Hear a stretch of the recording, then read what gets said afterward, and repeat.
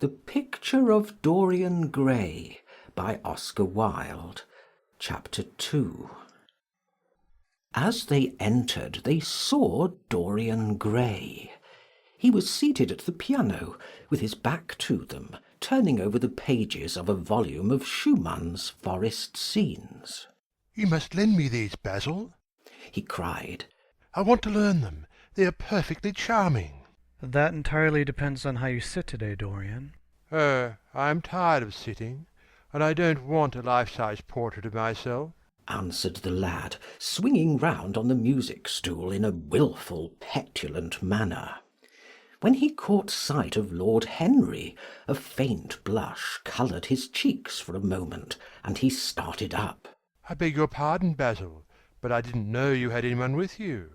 This is Lord Henry Wotton, Dorian, an old Oxford friend of mine. I have just been telling him what a capital city you were, and now you have spoiled everything. "You have not spoiled my pleasure in meeting you, Mr. Gray," said Lord Henry, stepping forward and extending his hand. "My aunt has often spoken to me about you. You are one of her favourites, and I am afraid one of her victims also." "I'm in Lady Agatha's black books at present," answered Dorian, with a funny look of penitence. "I promised to go to a club in Whitechapel with her last Tuesday, and I really forgot all about it. We were to have played a duet together. 3 duets, I believe. I don't know what she will say to me. I am far too frightened to call." "Oh, I will make your peace with my aunt. She is quite devoted to you. Oh, and I don't think it really matters about your not being there. The audience probably thought it was a duet. When Aunt Agatha sits down to the piano, she makes quite enough noise for 2 people. "That is very horrid to her, and not very nice to me," answered Dorian, laughing. Lord Henry looked at him. Yes, he was certainly wonderfully handsome, with his finely curved scarlet lips, his frank blue eyes, his crisp gold hair. There was something in his face that made one trust him at once. All the candour of youth was there, as well as all youth's passionate purity. One felt that he had kept himself unspotted from the world. No wonder Basil Hallward worshipped him. "You are too charming to go in for philanthropy, Mr. Gray. Far too charming." And Lord Henry flung himself down on the divan and opened his cigarette-case. The painter had been busy mixing his colours and getting his brushes ready. He was looking worried, and when he heard Lord Henry's last remark, he glanced at him, hesitated for a moment, and then said, Harry, I want to finish this picture today. Would you think it awfully rude of me if I asked you to go away? Lord Henry smiled and looked at Dorian Gray. "Am I to go, Mr. Gray?" he asked. "Oh, please don't, Lord Henry. I see that Basil is in one of his sulky moods, and I can't bear him when he sulks. Besides, I want you to tell me why I should not go in for philanthropy." "I don't know that I shall tell you that, Mr. Gray. It is so tedious a subject that one would have to talk seriously about it. But I certainly shall not run away now that you have asked me to stop. You don't really mind, Basil, do you? You have often told me that you liked your sitters to have someone to chat to." Hallward bit his lip. If Dorian wishes it, of course you must stay. Dorian's whims are laws to everybody, except himself. Lord Henry took up his hat and gloves. "You are very pressing, Basil, but I am afraid I must go. I have promised to meet a man at the Orleans. Good-bye, Mr. Gray. Come and see me some afternoon in Curzon Street. I am nearly always at home at 5 o'clock. Write to me when you are coming. I should be sorry to miss you." "Basil," cried Dorian Gray. "if Lord Henry Wotton goes, I shall go too. You never open your lips while you are painting, and it is horribly dull standing on a platform and trying to look pleasant. Ask him to stay. I insist upon it." Stay, Harry, to oblige Dorian, and to oblige me, said Hallward, gazing intently at his picture. It is quite true. I never talk when I am working, and never listen either, and it must be dreadfully tedious for my unfortunate sitters. I beg you to stay. "But what about my man at the Orleans?" The painter laughed. I don't think there will be any difficulty about that. Sit down again, Harry. And now, Dorian, get up on the platform, and don't move about too much, or pay any attention to what Lord Henry says. He is a very bad influence over all his friends, with the single exception of myself. Dorian Gray stepped up on the dais with the air of a young Greek martyr, and made a little moue of discontent to Lord Henry, to whom he had rather taken a fancy. He was so unlike Basil, they made a delightful contrast. And he had such a beautiful voice. After a few moments he said to him, "Have you really a very bad influence, Lord Henry? As bad as Basil says?" There is no such thing as a good influence, Mr. Gray. All influence is immoral. Immoral from the scientific point of view. Why? Because to influence a person is to give him one's own soul. He does not think his natural thoughts or burn with his natural passions. His virtues are not real to him. His sins, if there are such things as sins, are borrowed. He becomes an echo of someone else's music, an actor of a part that has not been written for him. The aim of life is self-development, to realize one's nature perfectly. That is what each of us is here for. People are afraid of themselves nowadays. They have forgotten the highest of all duties, the duty that one owes to oneself. Of course they are charitable. They feed the hungry and clothe the beggar. But their own souls starve and are naked. Courage has gone out of our race. Perhaps we never really had it. The terror of society, which is the basis of morals, the terror of God, which is the secret of religion, these are the two things that govern us. And yet— Just turn your head a little more to the right, Dorian, like a good boy, said the painter, deep in his work, and conscious only that a look had come into the lad's face that he had never seen there before. And yet— continued Lord Henry in his low musical voice, and with that graceful wave of the hand that was always so characteristic of him, and that he had even in his Eton days. I believe that if one man were to live out his life fully and completely, were to give form to every feeling, expression to every thought, reality to every dream, I believe that the world would gain such a fresh impulse of joy that we would forget all the maladies of medievalism and return to the Hellenic ideal. To something finer, richer than the Hellenic ideal, it may be. But the bravest man among us is afraid of himself. The mutilation of the savage has its tragic survival in the self-denial that mars our lives. We are punished for our refusals. Every impulse that we strive to strangle broods in the minds and poisons us. The body sins once, and has done with its sin, for action is a mode of purification.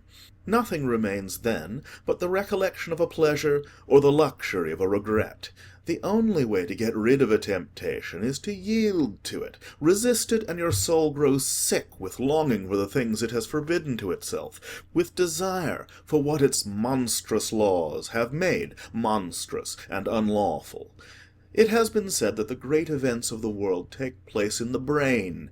It is in the brain, and the brain only, that the great sins of the world take place also. You, Mr. Gray, you yourself, with your rose-red youth and your rose-white boyhood, you have had passions that have made you afraid, thoughts that have filled you with terror, daydreams and sleeping dreams whose mere memory might stain your cheek with shame. "Stop, faltered Dorian Gray. stop! You bewilder me. I don't know what to say. There is some answer to you, but I cannot find it. Don't speak. Let me think. Or, rather, let me try not to think." For nearly 10 minutes he stood there, motionless, with parted lips and eyes strangely bright.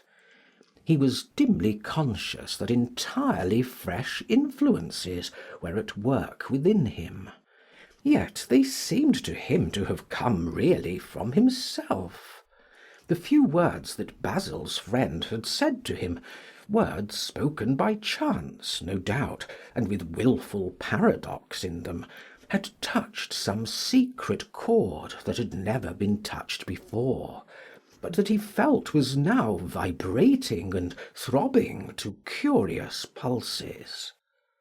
Music had stirred him like that. Music had troubled him many times, but music was not articulate. It was not a new world, but rather another chaos that it created in us. Words, mere words, how terrible they were! How clear and vivid and cruel! One could not escape from them.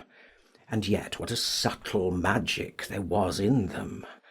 They seemed to be able to give a plastic form to formless things, and to have a music of their own as sweet as that of viol or of lute.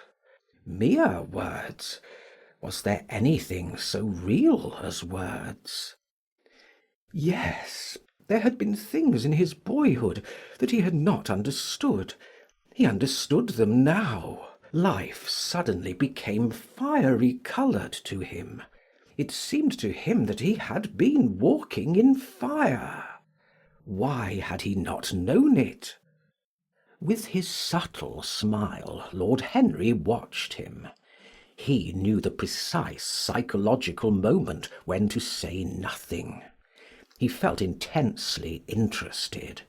He was amazed at the sudden impression that his words had produced, and remembering a book that he had read when he was 16, a book which had revealed to him much that he had not known before, he wondered whether Dorian Gray was passing through a similar experience. He had merely shot an arrow into the air. Had it hit the mark? How fascinating the lad was! Hallward painted away with that marvellous bold touch of his, that had the true refinement and perfect delicacy that in art, at any rate, comes only from strength. He was unconscious of the silence. "Basil, I'm tired of standing," cried Dorian Gray suddenly. "I must go out and sit in the garden. The air is stifling here." My dear fellow, I am so sorry. When I am painting, I can't think of anything else. But you never sat better. You were perfectly still, and I have caught the effect I wanted. The half-parted lips, and the bright look in the eyes. I don't know what Harry has been saying to you, but he has certainly made you have the most wonderful expression. I suppose he has been paying you compliments. You mustn't believe a word that he says. "He has certainly not been paying me compliments. Perhaps that is the reason that I don't believe anything he has told me." You know you believe it all, said Lord Henry, looking at him with his dreamy, languorous eyes. I will go out to the garden with you. It is horribly hot in the studio. Basil, let us have something iced to drink, something with strawberries in it. Certainly, Harry. Just touch the bell, and when Parker comes I will tell him what you want. I've got to work up this background, so I will join you later on. Don't keep Dorian too long. I have never been in better form for painting than I am today. This is going to be my masterpiece. It is my masterpiece as it stands. Lord Henry went out to the garden, and found Dorian Gray burying his face in the great cool lilac blossoms, feverishly drinking in their perfume as if it had been wine. He came close to him, and put his hand upon his shoulder. You are quite right to do that, he murmured. Nothing can cure the soul but the senses, just as nothing can cure the senses but the soul. The lad started and drew back. He was bareheaded, and the leaves had tossed his rebellious curls and tangled all their gilded threads. There was a look of fear in his eyes, such as people have when they are suddenly awakened. His finely chiselled nostrils quivered, and some hidden nerve shook the scarlet of his lips, and left them trembling. Yes, continued Lord Henry. That is one of the great secrets of life, to cure the soul by means of the senses, and the senses by means of the soul. You are a wonderful creation. You know more than you think you know, just as you know less than you want to know. Dorian Gray frowned and turned his head away. He could not help liking the tall, graceful young man who was standing by him. His romantic, olive-coloured face and worn expression interested him. There was something in his low, languid voice that was absolutely fascinating. His cool, white, flower-like hands even had a curious charm. They moved, as he spoke, like music, and seemed to have a language of their own. But he felt afraid of him, and ashamed of being afraid.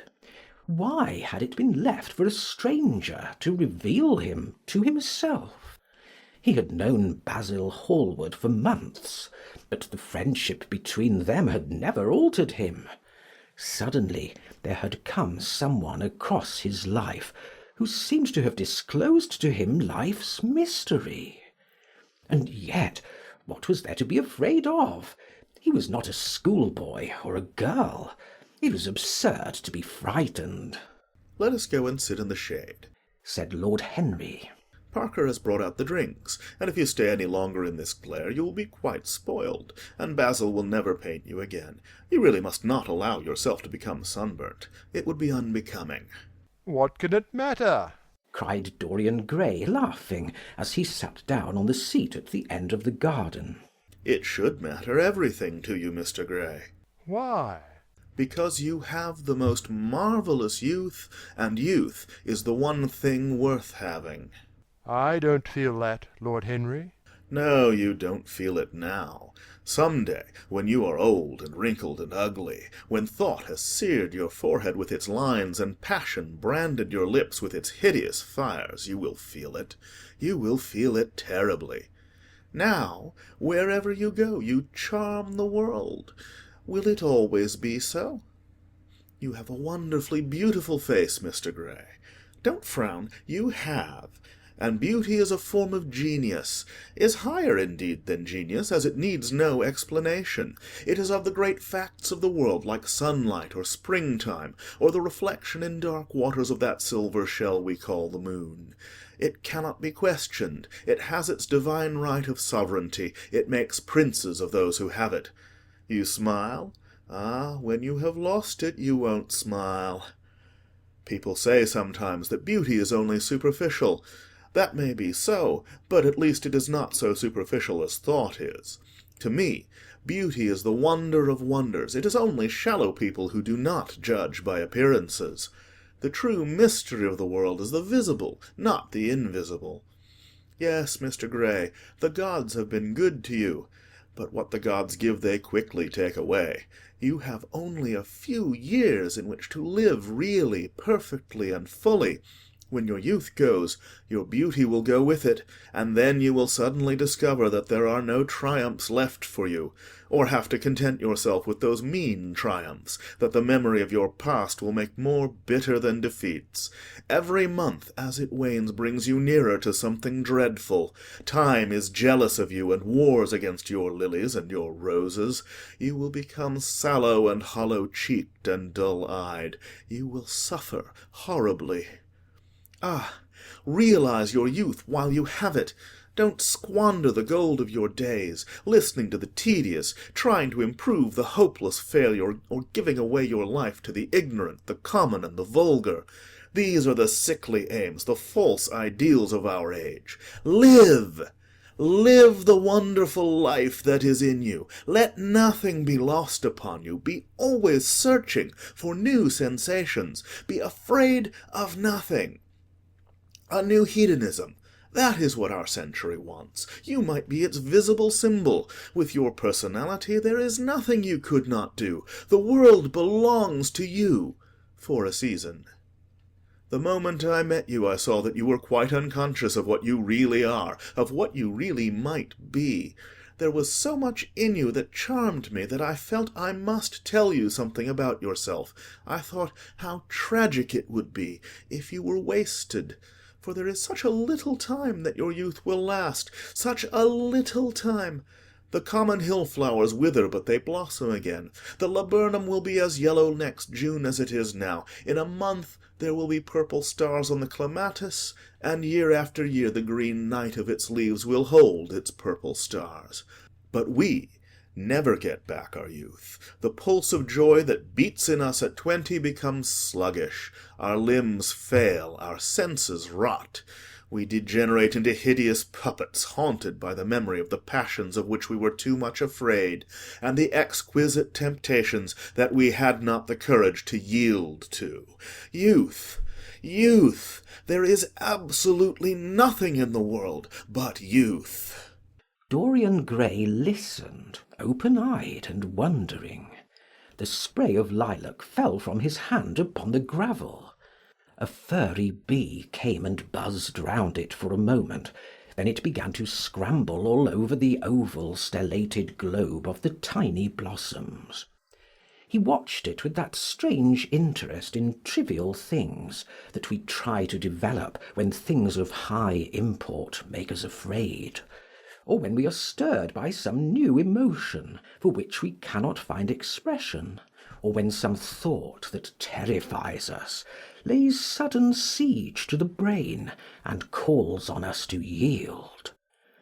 After a time the bee flew away. He saw it creeping into the stained trumpet of a Tyrian convolvulus. The flower seemed to quiver, and then swayed gently to and fro. Suddenly the painter appeared at the door of the studio, and made staccato signs for them to come in. They turned to each other and smiled. "I am waiting," he cried. "Do come in. The light is quite perfect, and you can bring your drinks." They rose up and sauntered down the walk together. Two green and white butterflies fluttered past them, and in the pear tree at the corner of the garden a thrush began to sing. You are glad you have met me, Mr. Gray, said Lord Henry, looking at him. Yes, I am glad now. I wonder, shall I always be glad? Always. That is a dreadful word. It makes me shudder when I hear it. Women are so fond of using it. They spoil every romance by trying to make it last forever. It is a meaningless word, too. The only difference between a caprice and a lifelong passion is that the caprice lasts a little longer. As they entered the studio, Dorian Gray put his hand upon Lord Henry's arm. In that case, let our friendship be a caprice, he murmured, flushing at his own boldness, then stepped up on the platform and resumed his pose. Lord Henry flung himself into a large wicker armchair and watched him. The sweep and dash of the brush on the canvas made the only sound that broke the stillness, except when now and then Hallward stepped back to look at his work from a distance. In the slanting beams that streamed through the open doorway, the dust danced and was golden. The heavy scent of the roses seemed to brood over everything. After about a quarter of an hour, Hallward stopped painting, looked for a long time at Dorian Gray, and then for a long time at the picture, biting the end of one of his huge brushes and frowning.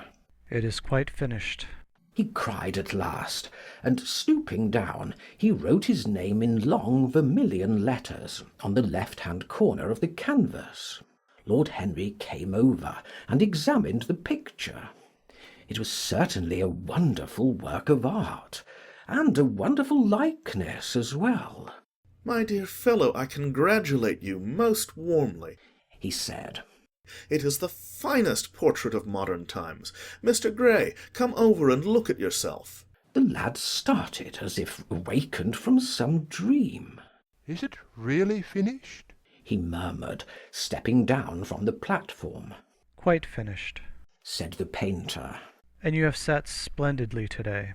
I am awfully obliged to you." That is entirely due to me, broke in Lord Henry. Isn't it, Mr. Gray? Dorian made no answer, but passed listlessly in front of his picture, and turned towards it. When he saw it, he drew back, and his cheeks flushed for a moment with pleasure. A look of joy came into his eyes, as if he had recognized himself for the first time. He stood there motionless and in wonder, dimly conscious that Hallward was speaking to him, but not catching the meaning of his words. The sense of his own beauty came on him like a revelation. He had never felt it before. Basil Hallward's compliments had seemed to him to be merely the charming exaggeration of friendship. He had listened to them, laughed at them, forgotten them. They had not influenced his nature. Then had come Lord Henry Wotton, with his strange panegyric on youth, his terrible warning of its brevity. That had stirred him at the time, and now, as he stood gazing at the shadow of his own loveliness, the full reality of the description flashed across him.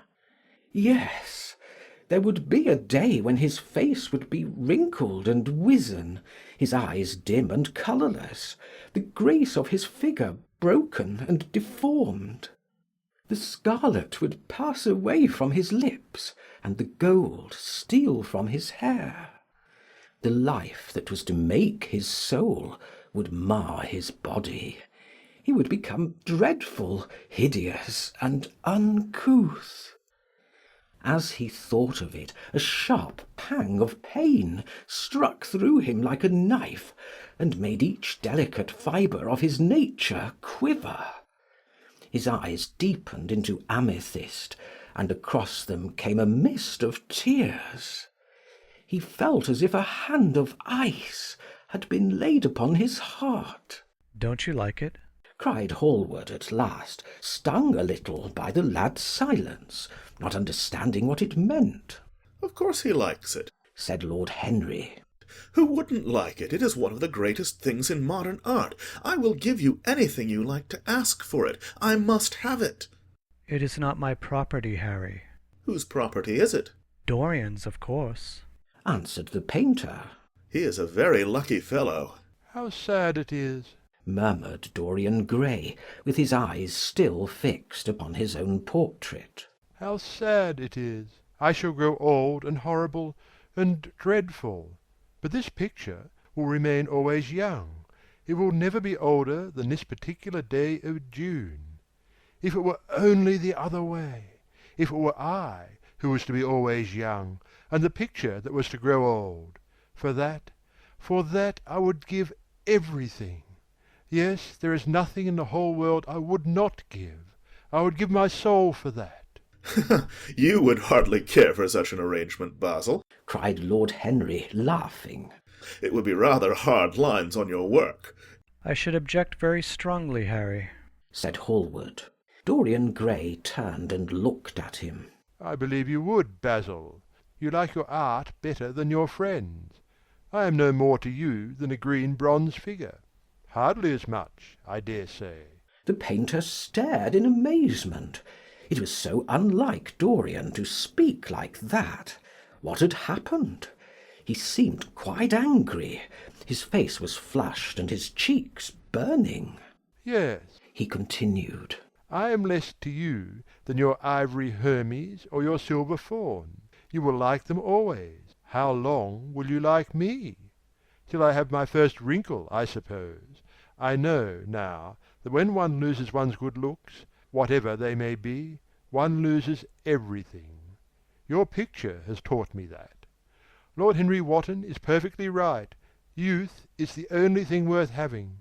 When I find that I am growing old, I shall kill myself." Hallward turned pale and caught his hand. "Dorian, Dorian!" he cried. "Don't talk like that. I have never had such a friend as you, and I shall never have such another.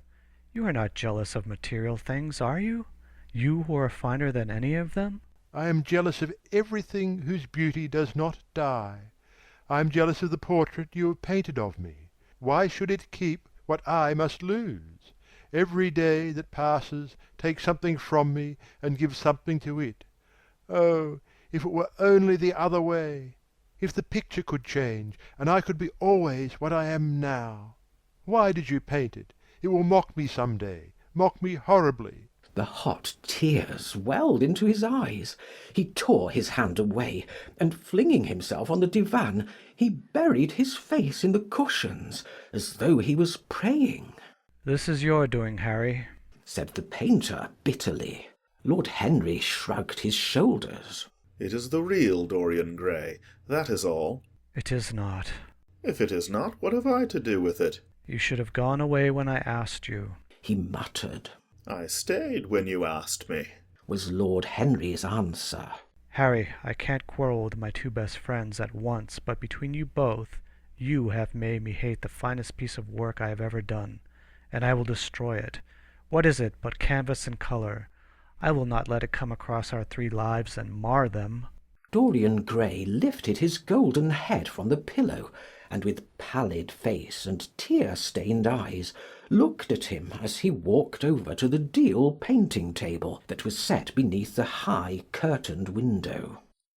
What was he doing there?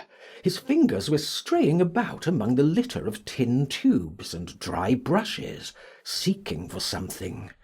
Yes, it was for the long palette knife with its thin blade of lithe steel. He had found it at last. He was going to rip up the canvas. With a stifled sob, the lad leaped from the couch, and rushing over to Hallward, tore the knife out of his hand, and flung it to the end of the studio. "Don't, Basil, don't!" he cried. "It would be murder." I am glad you appreciate my work at last, Dorian, said the painter coldly, when he had recovered from his surprise. I never thought you would. Appreciate it? I am in love with it, Basil. It is part of myself. I feel that. Well, as soon as you are dry, you shall be varnished and framed and sent home. Then you can do what you like with yourself. And he walked across the room and rang the bell for tea. You will have tea, of course, Dorian, and so will you, Harry, or do you object to such simple pleasures? I adore simple pleasures, said Lord Henry. They are the last refuge of the complex, but I don't like scenes except on the stage. What absurd fellows you are, both of you.